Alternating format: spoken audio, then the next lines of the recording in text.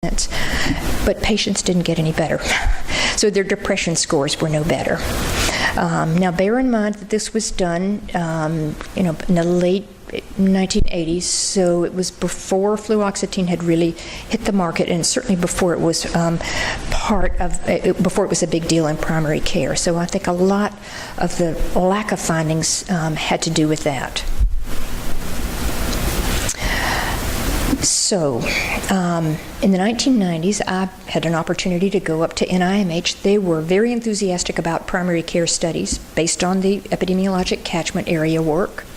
They had a primary care program, which I headed up before I left. They were developing guidelines for the treatment of depression in primary care. They were supporting the development of tools, for example, the Prime MD, from which the PHQ-9, which many of you may know as a depression measure, was derived. They had started a depression awareness and recognition treatment program, which was largely designed to help physicians understand depression better, primary care, and to help the public understand depression better. And I want to mention Prozac here, because it was during this period of time that Prozac became a household name, a household word. Nobody could name an antidepressant before that time, but during this period of time it did become so, and I think largely because of the educational efforts of Eli Lilly to educate the public about what depression was and educate primary care providers, and it really helped tremendously to reduce the stigma that was attached to depression. Can't say that it's completely gone, but I think it helped tremendously in this effort. And then in 1994, DSM-4 was born. So, post-traumatic stress disorder. During the early 1990s and late 1980s, the National Vietnam Veterans Study was conducted, and it was to look at the prevalence of post-traumatic stress disorder in veterans who had returned from Vietnam. And it got a lot of attention. You can imagine if you're talking about 15% of those who were interviewed of the males had current PTSD, and 30% qualified for a lifetime diagnosis of PTSD. For the women, it's 8.5 and 26.9%. Now note that the women are less than the men in this case, which is a little unusual because in most other studies they're more. But this was an interesting study that came out and that's still often quoted, so I wanted to just pause and give it a little attention here. Oh yeah, meanwhile we had another war. Operation Desert Shield and Desert Storm. This was a pretty brief war. The active parts of it only lasted several weeks, so it was pretty much over and done fairly quickly, but nevertheless we did send soldiers out into battle. Oh yeah, and in sports, it was a good decade. A really good decade for the Triangle area. Several national championships. Duke won 1991 and 92, UNC in 1993, and in 1997 Dean Smith retired.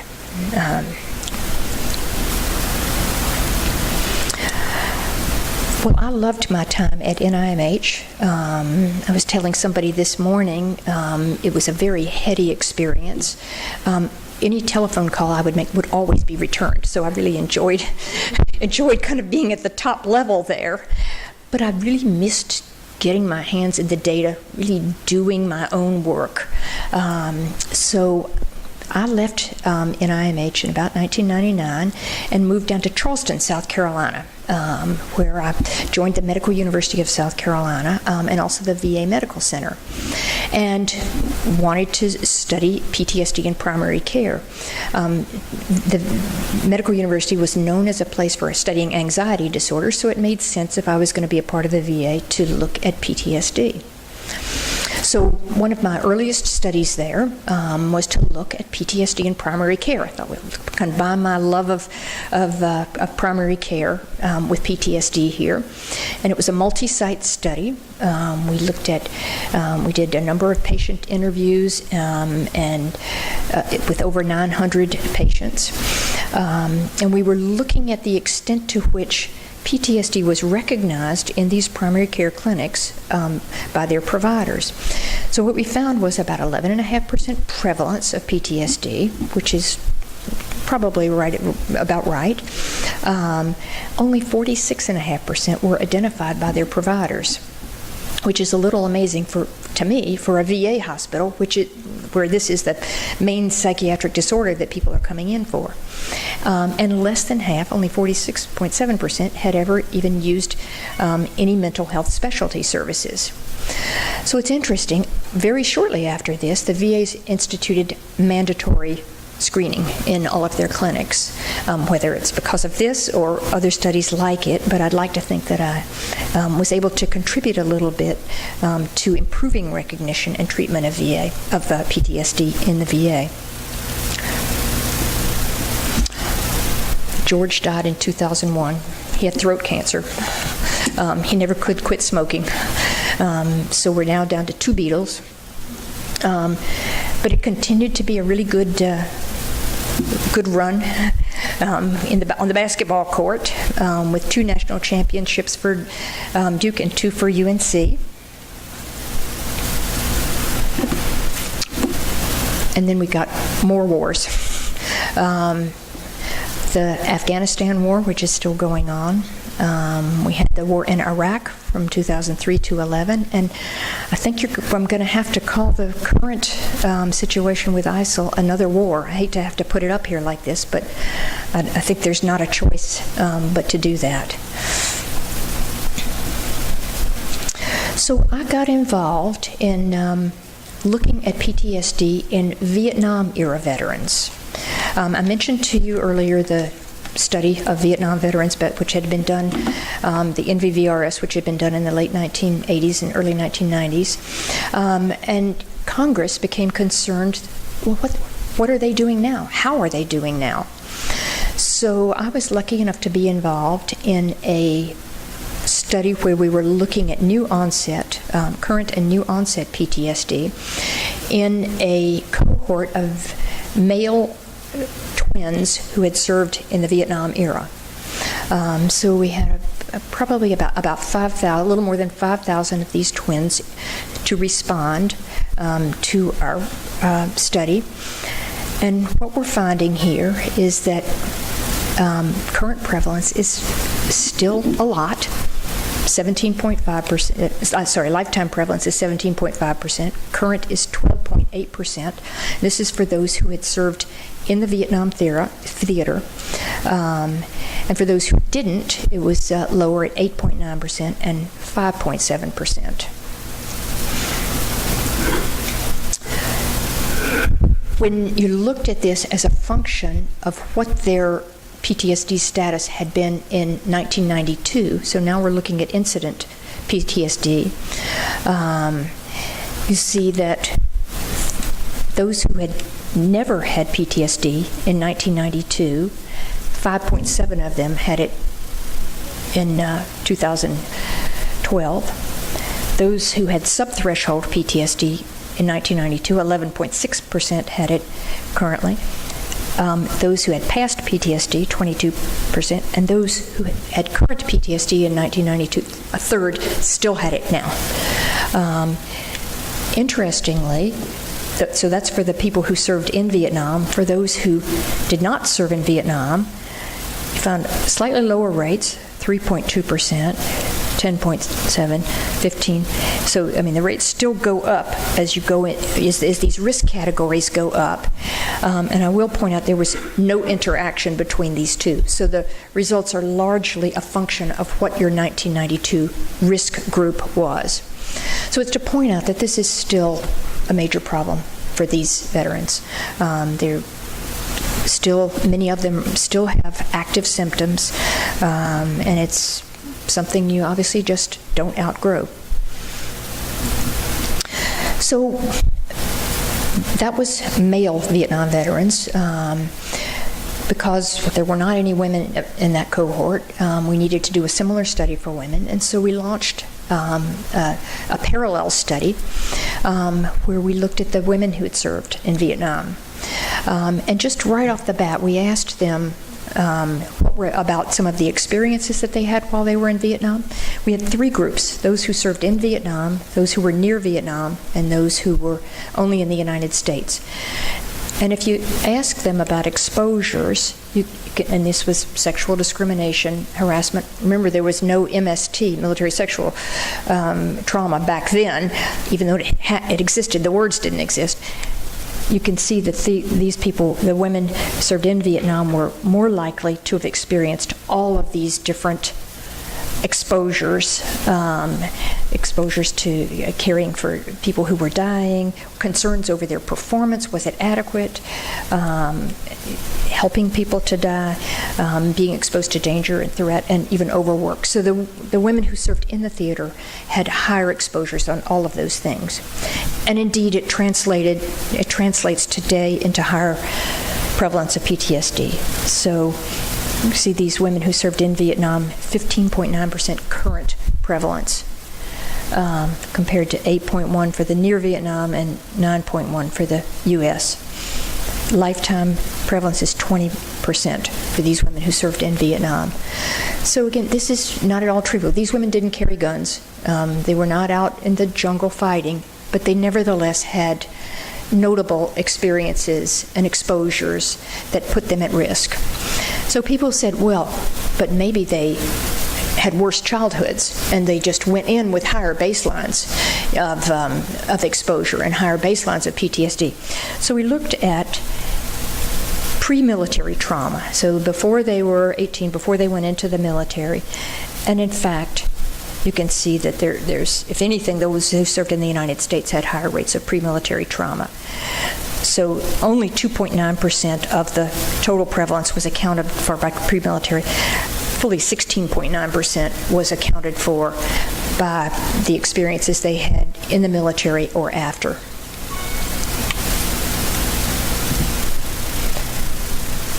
I gave this talk, a talk about these findings to a group of women Vietnam veterans.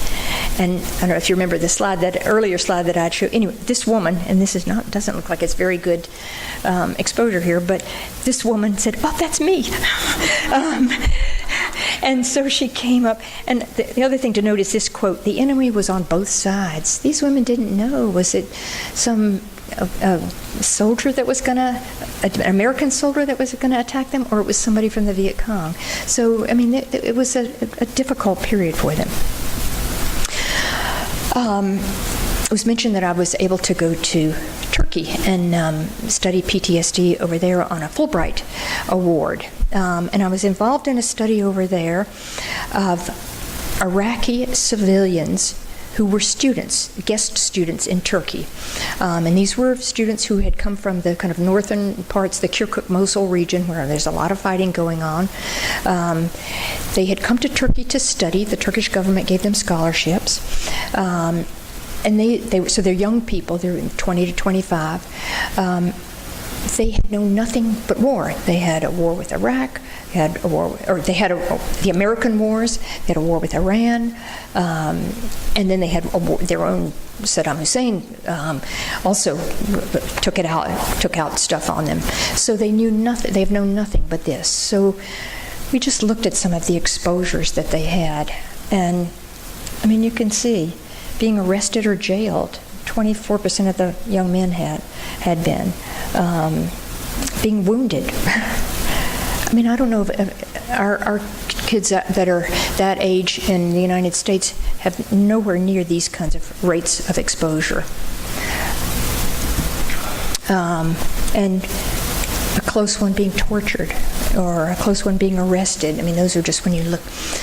And this also translated into elevated rates of PTSD. We thought, well, maybe if it's just the norm, and they never knew anything outside of the norm, but in fact they do have elevated rates of PTSD.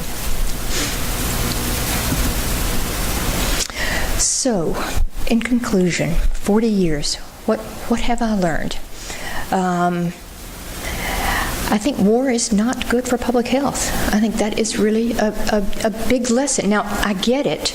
I get it that there are politics involved and that sometimes there are overriding considerations. So I get it that there are other issues involved when the decision to go to war is made. But we definitely have to start accounting for some of the long-term problems that go along with making war. For the combatants, for the women who served that weren't even in combat roles, and for the civilians. From all three sides, I think I've seen it, and it's not good. Mentors and teachers, hugely important, and I want to give a shout out to Bert Kaplan. Thank you so much, because I wouldn't be here without you. Joan Cornoni Huntley, who was my earliest advisor, and she's not here today, but I hope I'll see her later on. And of course to Al Tyroler for the great start that he gave me, that introductory epidemiology course. Classmates, Vic, thank you so much for all the support you've given, and other classmates who aren't here, but we had a great cohort, and I think the support that one gets from one's classmates is incredibly important. Social support, that's one of the big lessons I learned from Bert. Social support is so very, very important, and I feel so lucky today that I have a little cheering section here in the audience, and I want to recognize them. My husband is here. You want to stand up, Jeff? My mother has traveled from Baltimore to be here. My daughter from Santa Cruz is here. And my two grandsons are here, Briggy and Eric. My son came all the way from Pixar Industries film. My cousin from Siler City. My sister from Baltimore and her husband. My niece from California and her boyfriend. And I see so many friends in the audience and familiar faces. So the social support is a major thing, certainly is for me, and it has meant a lot over the years, and it means a lot today as well.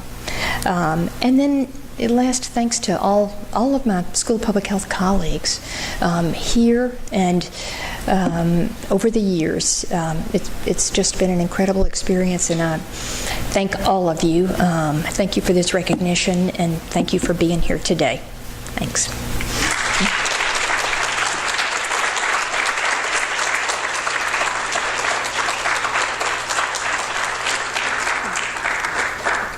And I'm happy to take any questions if there are any. I can see you're still a legal student. Absolutely. Mm-hmm. Got it on Pandora. I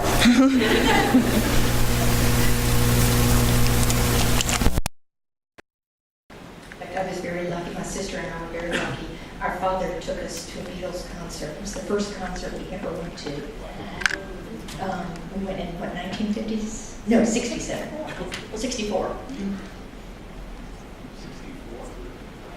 You mentioned on one of your slides that you didn't think that some of the rates that were up there could be seen in American youth.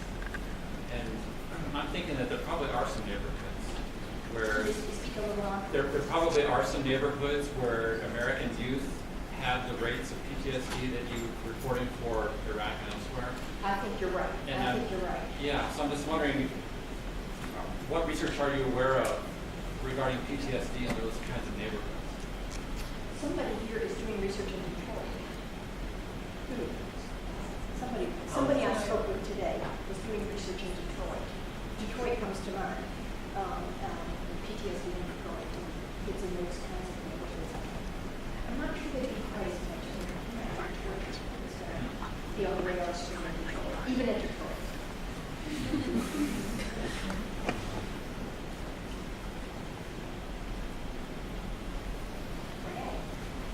One thing that might not have been mentioned was your role as a mentor, too, in the development of other epidemiologists, especially for the few who actually were also interested in psychiatric epidemiology. So for those of us here, and I saw some of those also listed as co-authors up there, we all wanted to thank you, too. Oh, thank you, the superstar. I was able to work with it.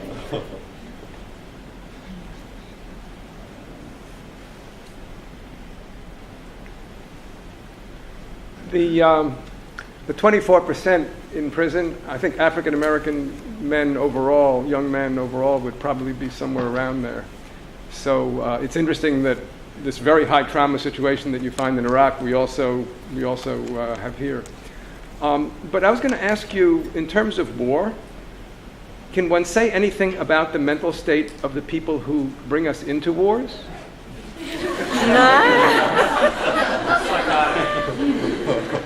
Whoa, that's Well, I can remember when I was young, they said never trust anyone over 30.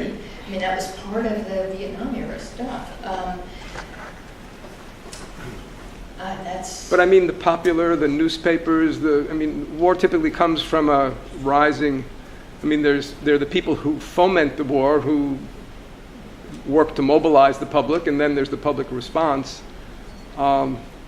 Some wars may be necessary. I'm not about to say that they're not, but the Iraq War seems like it probably was misguided.